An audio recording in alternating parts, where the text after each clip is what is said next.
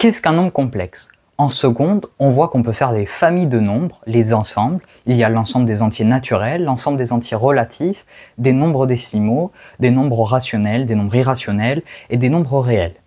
Et ensuite, à partir de la terminale maths experte, on voit qu'il y a l'ensemble des nombres dits complexes. C'est ce que nous allons voir aujourd'hui.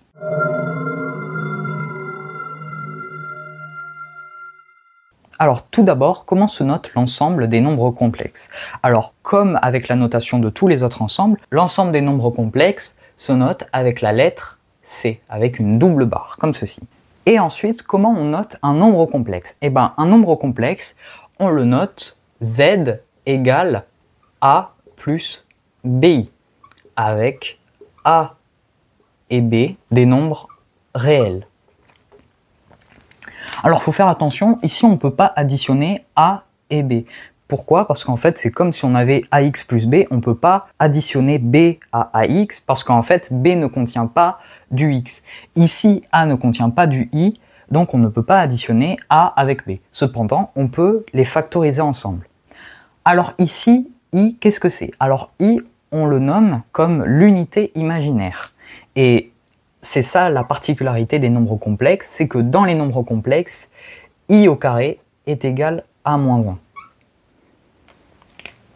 1. Et en fait, grâce à cette unité imaginaire, on peut résoudre des tas d'équations, des équations de second degré par exemple, comme j'avais fait une vidéo précédente où je montrais comment on pouvait résoudre des équations de second degré lorsque le discriminant était inférieur à 0. Donc ça, c'est les choses à retenir. I au carré est égal à moins 1 et un nombre complexe qu'on note Z est égal à A plus BI.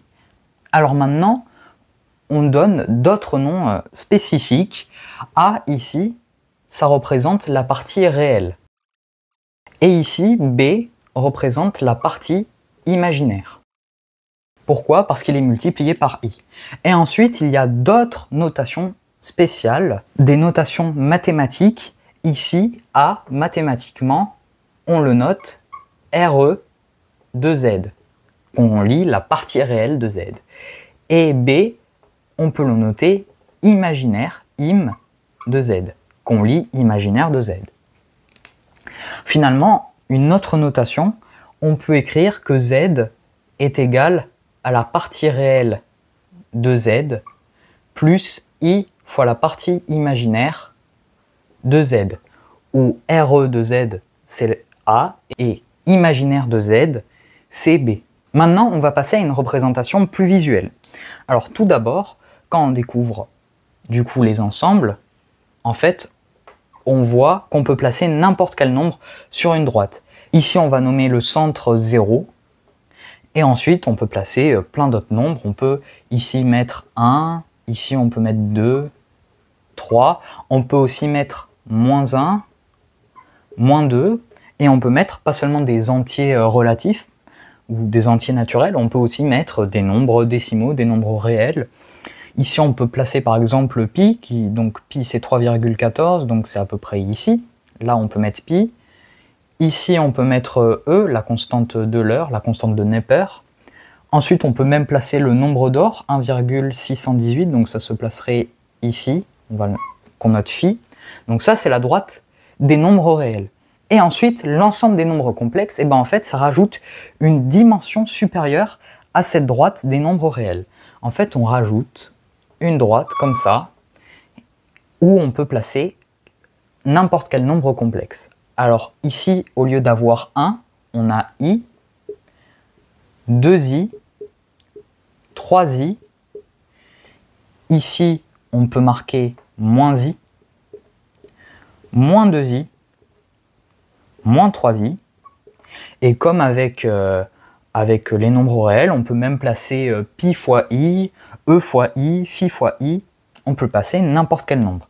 Et alors, un nombre complexe, c'est une combinaison de la droite des nombres réels et de la droite des nombres imaginaires.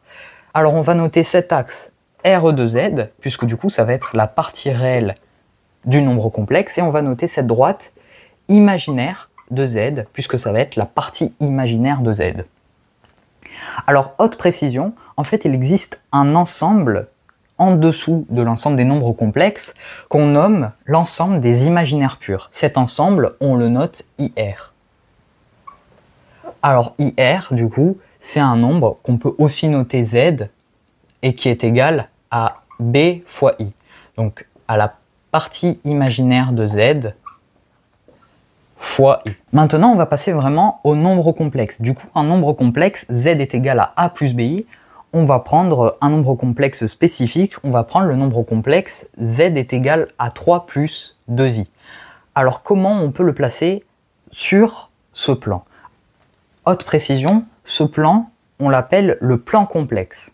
Du coup, si on veut placer le nombre complexe 3 plus 2i, eh ben en fait, on prend la partie réelle. Donc ici, on a 3 et ici, on a 2i. Donc on va tracer une ligne comme ça. Et ici, on a 2i. Donc en fait, c'est la combinaison des deux droites. Et donc ici, en fait, on peut placer notre nombre complexe 3 plus 2i. Maintenant, on va passer au calcul des nombres complexes. Alors, comment calculer des nombres complexes? Alors, pour l'addition, pour la somme, c'est très simple. Si on a un nombre complexe Z plus un nombre complexe, on va marquer Z', et ben en fait, on somme leurs parties réelles et on somme leurs parties imaginaires. Donc en fait, on a la partie réelle de Z plus la partie réelle de Z', et ensuite on a plus I fois la partie imaginaire de Z plus la partie imaginaire de Z'. En fait, ici, on a I fois la partie imaginaire de Z et I fois la partie imaginaire de Z'. On factorise par I parce que c'est important, quand on écrit un nombre complexe, de bien séparer la partie imaginaire de la partie réelle. Donc ça, c'est pour la somme des nombres complexes. Alors maintenant, qu'en est-il pour la multiplication des nombres complexes? Alors là, c'est un petit peu plus compliqué, mais ça reste quand même logique. Si on veut multiplier deux nombres complexes, Z fois Z', du coup, c'est comme si on écrivait Z comme la partie réelle de Z plus I fois la partie imaginaire de Z, et ensuite on multiplie par l'autre nombre complexe, la partie réelle de Z' plus I fois la partie imaginaire de Z'. Et maintenant, qu'est-ce qu'on fait? On développe. Du coup, ici, si on développe, on a la partie réelle de Z fois la partie réelle de Z'. Donc, on note RE de Z fois RE de Z', plus la partie réelle de Z fois I fois la partie imaginaire de Z', fois I fois la partie imaginaire de Z', plus I fois la partie imaginaire de Z fois la partie réelle de Z', plus I fois la partie imaginaire de Z fois I fois la partie imaginaire de Z', et ici c'est le cas particulier puisqu'on multiplie I par I. Donc en fait on a I au carré et c'est là où on a I au carré qui est égal à moins 1. Donc au lieu d'avoir plus, on va avoir moins la partie imaginaire de Z fois la partie imaginaire de Z'. Maintenant, ce qu'on fait, comme je l'ai dit, pour les nombres complexes, c'est bien de séparer la partie réelle de la partie imaginaire. Donc, on va noter que la partie réelle de Z fois Z', ça va être la partie réelle de Z fois la partie réelle de Z'. Ici, ce cas-là, c'est le cas particulier, puisqu'en fait, du coup, il ne comporte pas de I, et c'est la partie imaginaire. Donc, on va donc moins la partie imaginaire de Z fois la partie imaginaire de Z'. Donc ça, tout ça, c'est la partie réelle de Z fois Z'. Et ensuite, on va factoriser par I et on va avoir plus I fois la partie réelle de Z fois la partie imaginaire de Z',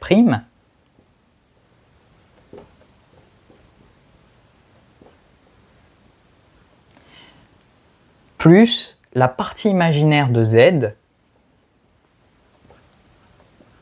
fois la partie réelle de Z'.